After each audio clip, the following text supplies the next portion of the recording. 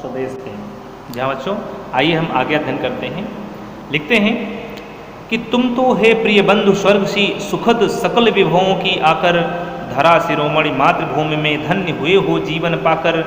तुम जिसका जल अन्न ग्रहण कर बड़े हुए हो लेकर, जिसकी रज तन रहते कैसे तज दोगे उसको हे वीरों के वंशज। यहाँ लिखते हैं प्रस्तुत पंक्तियों में रामनरेश त्रिपाठी ने कवि ने मातृभूमि को स्वर्ग से भी बढ़कर बताते हुए देश प्रेम की प्रेरणा देते हुए कहा है कि यदि विश्वत का वासी और ध्रुव प्रदेश के निवासी अपने देश से प्रेम रखते हैं तो तुम तो हे प्रिय बंधु स्वर्ग सी सुखद सकल विभवों की आकर, अगर वे सभी यानी ध्रुव देश में रहने वाला प्राणी निवासी व्यक्ति और विश्वत रेखा का प्राणी जहाँ पर खूब गर्मी में खूब गर्मी पड़ती है, ठंडी में खूब ठंडी पड़ती है, वह भी अपने देश से प्रेम, अपनी मातृभूमि से प्रेम रखते हैं, तो भला भारत भूमि से तुम्हें निश्चय ही प्रेम होना चाहिए। क्योंकि यहाँ की धरती, तुम तो हे प्रिय बंधु स्वर्ग सी, क्योंकि हे प्रिय बंधुओं भारतवासियों, यहाँ की धरती सुख और सुखद सकल विभवों की आकर, सुख और संपूर्ण वैभवों से परिपूर्ण भरी हुई है, सुख समृद्धि से भरी हुई है। इतना ही नहीं, भारत की यह भूमि तो स्वर्ग से भी बढ़कर है, स्वर्ग के समान है। तो निश्चय ही तुम्हें अपने इस भारत भूमि से प्रेम होना चाहिए, क्योंकि धरा शिरोमणि मातृभूमि में धन्य हुए हो जीवन पाकर। पृथ्वी के शिरोमणि यानी पृथ्वी पर शिरोमणि धरा, यह मातृभूमि आपकी यह भारत भूमि जो पृथ्वी की शिरोमणि है, पूरे संसार के पृथ्वी की शिरोमणि है, यह भारत भूमि मातृभूमि, यहाँ पर तुमने जन्म लेकर धन्य किया है, इस धरती को जन्म दिया है। तुम्हारा जीवन का पुण्य फल जो था वो फलित हुआ है इस धरती पर जन्म पाकर। तुम जिसका जल अन्न ग्रहण कर बड़े हुए लेकर जिसकी रज, कभी आगे लिखता है कि तुमने यहाँ का अन्न खाया है, यहाँ का जल पिया हुआ है, और बड़े हुए लेकर जिसकी रज माने धूल होता है, जिसकी धूल में खेल कर तुम बड़े हुए हो, तब तन रहते कैसे तज दोगे, तब भला इस शरीर के रहते हुए तुम इस मातृभूमि को कैसे छोड़ सकते हो। उसको हे वीरों के वंशज, हे वीरों के वंशज, तब भला तुम जिस धरती का जल ग्रहण करके, जिसका अन्न ग्रहण करके, जिसकी धूल में खेल कर तुम बड़े हुए हो, भला उस मातृभूमि को तुम कैसे छोड़ सकते हो। जब तक साथ एक भी दम हो अवशिष्ट एक भी धड़कन। कभी आगे कहता है, मातृभूमि के प्रति अनुराग व्यक्त करता हुआ कहता है कि जब तक हमारी सांसें चल रही हैं, हमारे एक भी दम बचा हुआ है, एक भी सांस बची हुई है, हव अवशिष्ट एक भी धड़कन, जब तक हमारे शरीर में एक भी धड़कन शेष बची हुई है, रखो अपना आत्मगौरव से ऊंची पलकें, ऊंचा सिर ऊंचा मन। तब तक हमें अपने देश का आत्मगौरव ऊंचा रखना चाहिए, अपना माथा, अपना सिर और अपना मन हमेशा ऊंचा रखना है। आगे लिखता है, एक बूंद भी रक्त शेष हो,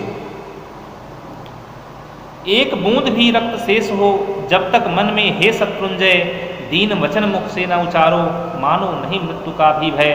कहता है एक भी बूंद रक्त की, खून की एक भी बूंद जब तक शेष हमारे शरीर में बचा हुआ है, तब तक मन में हे शत्रुंजय, तब तक हे शत्रुओं पर विजय प्राप्त करने वाले, दीन वचन मुख से न उछारो, तब तक हम दीन वचन अपने मुख से नहीं बोलेंगे, और मानो नहीं मृत्यु का भी भय, और यहाँ तक कि हम मृत्यु का भी भय नहीं मानेंगे, हम मृत्यु से भी डरने वाले नहीं हैं। यदि हमें मृत्यु भी आ जाती है तो हम उस मृत्यु से डरने वाले नहीं हैं। यहाँ पर कवि ने मातृभूमि की रक्षा करना प्रत्येक देशवासी का कर्तव्य होता है, इस बात को बताने का प्रयास किया है।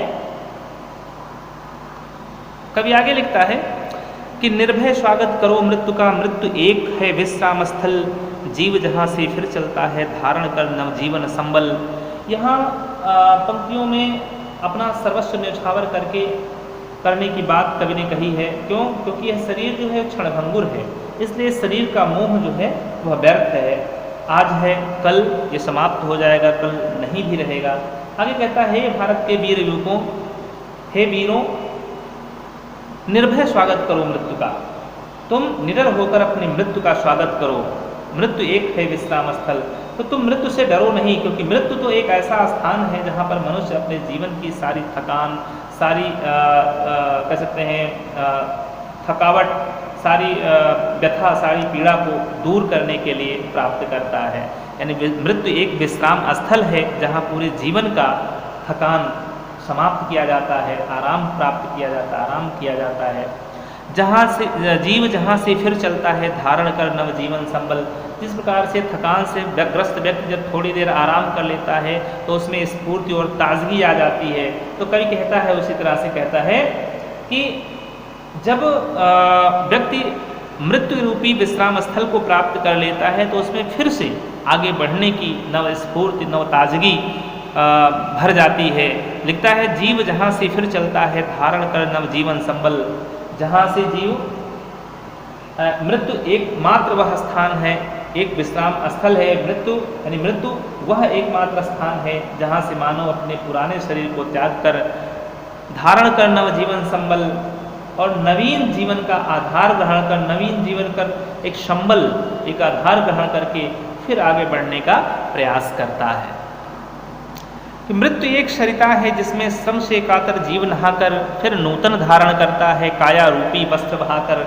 कब यहाँ लिखता है कि मृत्यु तो एक ऐसी नदी के समान है, श्रम से कातर जीव नहाकर, जिसमें श्रम से कातर, जिसमें मेहनत से, परिश्रम से, थकान से मानव जिसमें स्नान करके अपने जीवन भर के परिश्रम और थकान को मिटाता है, समाप्त करता है, त्याग देता है और फिर नूतन धारण करता है काया रूपी वस्त्र बहाकर, और फिर उत्साह और उल्लास का अनुभव करता हुआ अपने पुराने वस्त्र रूपी शरीर को त्याग कर काया रूपी वस्त्र बहाकर, काया माने शरीर, शरीर रूपी वस्त्र को फेंक कर, बहाकर वह नूतन धारण करता है, वह नवीन शरीर, नवीन वस्त्र रूपी शरीर को धारण कर लेता है। इसलिए हमें कह सकते हैं निर्भीकता और उल्लास के साथ मृत्यु का भी स्वागत करना चाहिए। हमें मृत्यु से डरना नहीं चाहिए।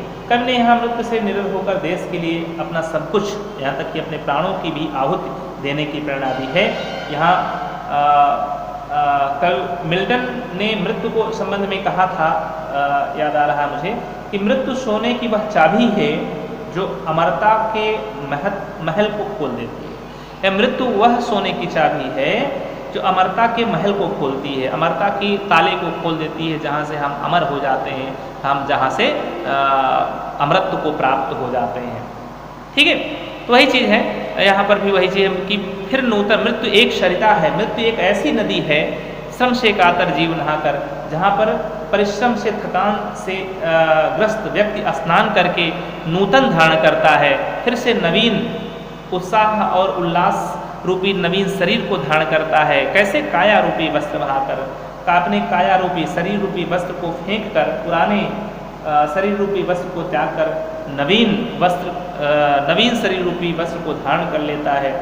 ठीक है, उसमें एक नया उल्लास, नया उत्साह का अनुभव करता है। हमें और निर्भीकता से, इसीलिए हमें उत्साह से हमें मृत्यु का स्वागत करना चाहिए, हमें मृत्यु से डरना नहीं चाहिए। आगे कहता है, सच्चा प्रेम वही है जिसकी तृप्ति आत्मबलि पर हो निर्भर, त्याग बिना निष्प्राण प्रेम है, करो प्रेम पर प्राण निछावर। देश प्रेम वह पुण्य क्षेत्र है, अमल असीम त्याग से विलसित, आत्मा के विकास से जिसमें मनुष्यता होती है विकसित। दिखता है, सच्चा प्रेम वही है जिसकी तृप्ति आत्मबलि पर हो निर्भर। तब यहाँ देश प्रेम के लिए त्याग और बलिदान की भावना को आवश्यक बताता हुआ कहता है कि वास्तविक प्रेम वही कहलाता है जिसकी परिणत तृप्ति आत्मबलि पर हो निर्भर, आत्म त्याग पर निहित होती है। यानी वास्तविक प्रेम वही कहला सकता है जिसका अंत आत्मत्याग में होता है। कहने का तात्पर्य यह है कि सच्चा प्रेम आत्मत्याग पर निर्भर होता है, आत्मत्याग वह मांगता है। इसलिए सच्चे प्रेम के लिए त्याग बिना निष्प्राण प्रेम है, करो प्रेम पर प्राण निछावर। इस सच्चे प्रेम के लिए हमें यदि अपने प्राणों का बलिदान भी करना पड़े तो हमें प्रसन्नतापूर्वक अपने मातृभूमि के लिए अपने प्राणों को अर्पित कर देना चाहिए, क्योंकि त्याग बिना निष्प्राण प्रेम है। त्याग के बिना प्रेम प्राणहीन होता है, निष्प्राण होता है। तात्पर्य है, इसलिए प्रेम पर प्राण निछावर, करो प्रेम पर प्राण निछावर। इसलिए प्रेम पर प्राणों को न्यौछावर कर देना चाहिए। कहने का तात्पर्य है कि सच्चे प्रेम के लिए त्याग की भावना बहुत आवश्यक होती है। बिना त्याग के हमें सच्चा प्रेम प्राप्त नहीं हो सकता है। मातृभूमि से यदि हमें सच्चा प्रेम प्राप्त करना है, सच्चा प्रेम करना है, तो निश्चित तौर से हमें आत्मत्याग की भावना रखनी होगी। आगे लिखता है, देश प्रेम वह पुण्य क्षेत्र है, अमल असीम त्याग से विलसित। देश प्रेम एक ऐसा पवित्र क्षेत्र है जहाँ निर्मल और निश्चिम त्याग के बल पर ही जो कह सकते हैं सुशोभित होता है। जो देश प्रेम ऐसा पवित्र क्षेत्र है जो निर्मल और असीम त्याग के द्वारा ही सुशोभित होता है। अमल असीम त्याग से विलसित, असीम त्याग के द्वारा ही जो वह उच्च स्थान को, उच्च सत्ता को प्राप्त होता है, सुशोभित होता है। कहने का तात्पर्य है कि देश प्रेम की शोभा जो है वह निर्मल त्याग पर निर्भर होती है। बिना त्याग के देश प्रेम हो ही नहीं सकता है। अगर देखिए बच्चों, अगर जैसे फौज में जो लोग गए हुए हैं, अगर उनके अंदर त्याग की भावना न होती तो अपने घर परिवार बीवी बच्चों को छोड़कर, माता पिता के स्नेह मोह को छोड़कर वह क्यों देश बॉर्डर पे, सीमा पर जाकर इस तरह से देश की रखवाली कर सकते थे। तो देश प्रेम यदि आपके अंदर है तो निश्चित तौर से आपके अंदर त्याग की भावना होनी आवश्यक है। बिना त्याग के देश प्रेम हो ही नहीं सकता है। यानी आत्मा के विकास से जिसमें मनुष्यता होती है विकसित। कवि अंत में लिखता है कि देश प्रेम की भावना से ही मृत्यु की आत्मा का विकास होता है। आत्मा के विकास से जिसमें मनुष्यता होती है विकसित। कहता है कि देश प्रेम की भावना से ही मृत्यु की आत्मा का विकास होता है और मानवता का विकास होता है। यानी हम जो मृत्यु से डर रहे होते हैं, जब हमारे मन में देश प्रेम की भावना घर कर जाती है तो हमें मृत्यु का डर समाप्त हो जाता है। हमारे मन में केवल मानवता का विकास होता है। इसलिए मानवता को विकसित करने के लिए मनुष्यता होती है विकसित। इसलिए मानवता को विकसित करने के लिए, मनुष्यता को विकसित करने के लिए हमारे अंदर देश प्रेम का होना परम आवश्यक है। देश प्रेम हमारे अंदर होना ही होना चाहिए। बिना देश प्रेम के हमारा कुछ नहीं हो सकता, हमारा कल्याण नहीं हो सकता। यहाँ पर देश प्रेम की उत्पत्ति और उसके मूल भाव पर कवि रामदास त्रिपाठी ने बहुत अच्छी तरीके से प्रकाश डालने का प्रयास किया है। भाषा यहाँ भावात्मक सरल हिंदी है, साहित्यिक सरल हिंदी है, रस शांत है, वीर भी कहीं कहीं दिखाई पड़ रहा है। वैसे वीरता, शांत रस की वीरता दिखाई पड़ रही है तो मुख्य शांत रस ही माना जाएगा। गुण प्रसाद है, अलंकार अनुप्रास है, श्रेष्ठ है, रूपक भी है।